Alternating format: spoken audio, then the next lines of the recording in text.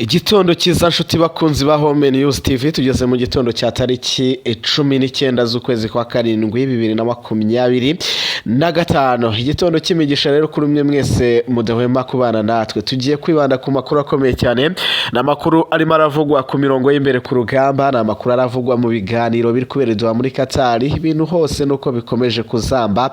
Ingabo z'igihugu cy'u Burundi zongeye gukubitwa izakabwana hariya muri Kivu y'Amajyepfo.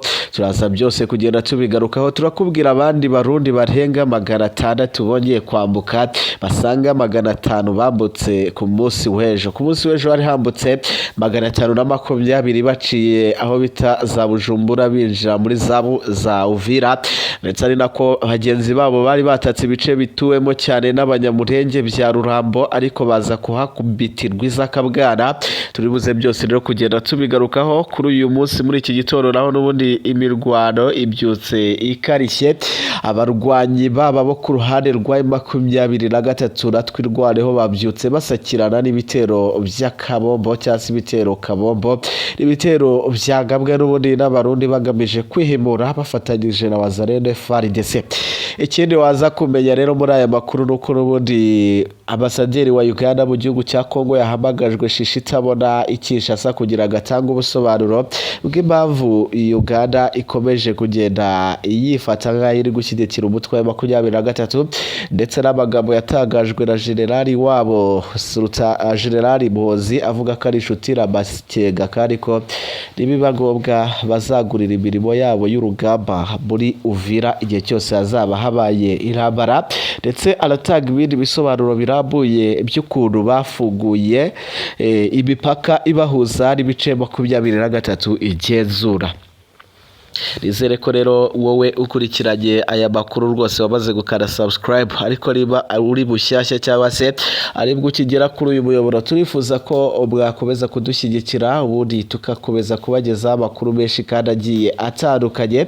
Turabasaba ko mwakomeza rero kudushyigikiraho muri hirya no hino hose, ubundi tukajya tubagezaho amakuru meza kandi menshi. Reka rero twihute cyane nta byo kwizimba mu magambo. Amakuru yacu tuyahere ku bijyanye n'imirongo y'imbere ku rugamba. Kuva ku munsi w'ejo gushyikana n'uyu munsi muri iki gicuku ibintu byari bikomeje kugenda bizamba, urugamba rwongeye kugenda ruhinduka, navuga ngo urundi ibintu byakomeye byageze Wanabaga, aho basirikare b'igihugu cy'u Burundi bakomeje kugenda bahangayikishirizwa hano za Rurambo. Ni mu bice bigiye bitandukanye rero biri kuberamo imirwano. Ingabo z'igihugu cy'u Burundi zarahakubitiwe ku munsi w'ejo ku gicamunsi, ariko zongeye kuhazindukira mu rukerera rwo kuri iyi tariki ya 19. barimo bararwana umuhenerezo kugira ngo barebe ko baza kuba batsimbura izi ngabo zatwirwaneho zimaze iminsi zigenzura bino bice.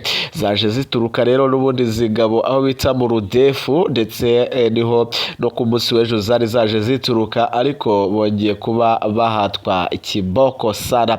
Barimo rero barakubitwa ku buryo bukomeye cyane, ariko ubundi andi makuru araturuka yaravuga ko izi ngabo z'igihugu cy'u Burundi nazo zongeye gukoramo muri uru rukerera, kuko zongeye kugaragara noneho zikubita uyu mutwe, nubwo bigaragara ko ukiwurusha imbaraga cyangwa se ugifite imbaraga. Uyu mutwe uramagana rero ibitero biri kugabwa n'ingabo z'abarundi ndetse na FARDC, bavuga ko ari uguhonyora uburenganzira bwa muntu.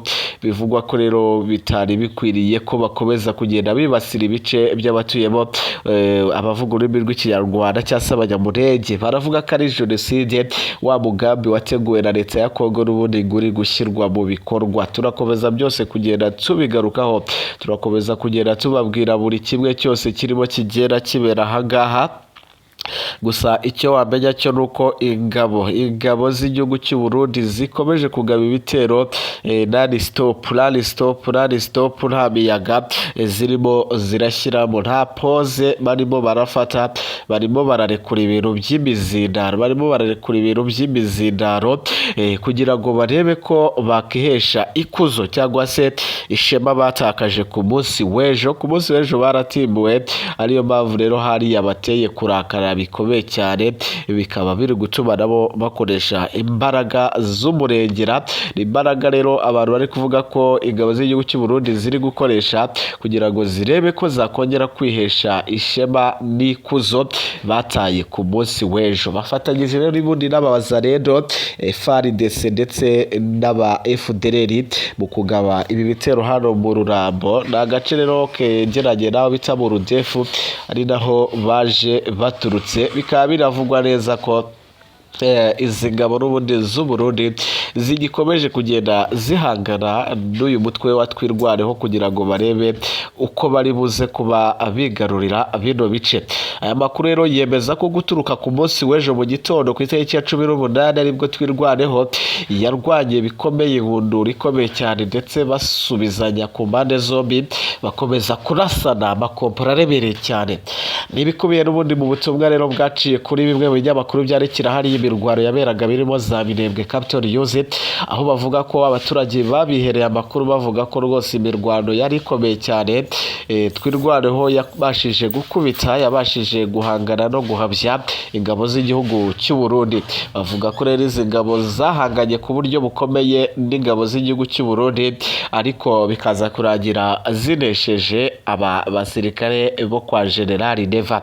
Ubutumwa kandi bukomeza bugira buti rero kuri ubu ngubu rwose abarwana ku ruhande rwa leta bageze aho bita bageze aho bita mu Rudefu. Iyo baturutse n'ubundi, iyo baje baturutse bagaba ibi bitero, bongeye kubakiragiza babasubizayo, ndetse banambuwe intwaro zikomeye cyane za gisirikare zirimo ibikoresho bihambaye, zirimo intwaro za 12 zikomeye cyane zirasa kure, ndetse na za mashirigari na za karashinikove. Ingabo rero z'u Burundi zikomeje kugenda zihatwa ikiboko, zikomeje kugenda zikubitirwa hareba inzega, ndetse abaturage benshi bakomeje kubona ko ibintu bikomeje kugenda byibuze ababarwanirira barimo baragenda birukana umwanzi, nabo bikabashimisha. Ariko n'ubundi ubwoba buracyari bwose, ibiturika biracyumvikana hano muri Sud Kivu, by'umwihariko muri za Karehe ndetse na Kabare. Ari nako ku munsi w'ejo kandi mu ijoro muri Uvira umusirikare yarashe umudamu cyangwa se umukecuru w'imyaka 60 ahita ko yitaba Imana. Abantu rero babonye ibyo byose bamaganye bino bitero, banavuga ko ari ibintu bibabaje cyane rwose ko muri Repubulika ya Demokarasi ya Kongo abasirikare bo ku ruhande rwa leta batagira discipline, kandi ubona ko batajya bita ku kuba barinda abasivili. Ati iyo babonye umusivili afite ibintu bakabimwaka akabibima, bahitamo kumurasa. Ubwo rero uyu musirikare yahise acika, ntabwo haramenyekana imyirondoro ye, ariko mujyi wa Uvira nawo wahise utangira kumvikana mu ubwoba bwinshi cyane. Noneho no kubera uburyo habaze iminsi huzuyemo abasirikare bibivangitiranye, yaba b'u Burundi, abakongo bacaracara, bacacuro, wazarendo, FDLR, bituma abaturage bo muri ako gace bagira ubwoba, ibikorwa byabo by'ubucuruzi n'ibindi bigahungabana. Abantu baturiye Uvira nabo bavuga ko ari umusibo rwose, cyangwa se urusibi aho ruzanyura, ariko ubundi imirwano naho igiye kuba ihaza isaha n'isaha.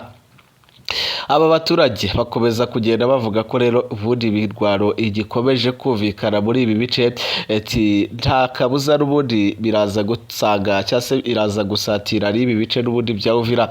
Bafite amakuru yeruye cyangwa se amakuru yuzuye y'uko umutwe wa 23 wabaze gutangaza ko nawo ugiye kugaba ibitero, aho biri kuza biturutse ko badakomeza kurebera ibitero bize bibisuka hejuru, ati ahubwo nabo bagiye kuza kugaba ibitero babisange iyo birimo biraza biturutse.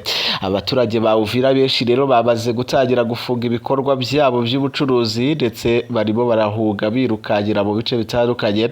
Abashoboye batangiye no kwambuka umupaka bigira mu Burundi, kuko babona ko hagiye kubera urugamba rukomeye cyane. nyuma yaho M23 itangarije ko nayo igiye kugaba ibitero ibisaga iyo biza biturutse rero bigaragara ko ku ruhande rw'ingabo z'igihugu cy'u Burundi ingabo z'igihugu cya Kongo nazo zatangiye gutinya bo zitangiye kugotesha uyu mujyi ibitwaro bikomeye cyane. Abasirikare benshi batangiye kongera kubarurwa baravuga ati rero uyu mujyi ntabwo ugomba kuduca mu byanya y'intoki. Turaza kugaruka tubabwira ku itumizwa ry'igitaraganya rya ambasaderi wa Uganda i Kinshasa kugira ngo bamuhate ibibazo. Turagaruka tubabwira kandi ibindi bikomeje kuvugwa mu biganiro nuko mutwe wa M23 bakomeze kwirangira waze gusinya amasezerano byose ni mu kanya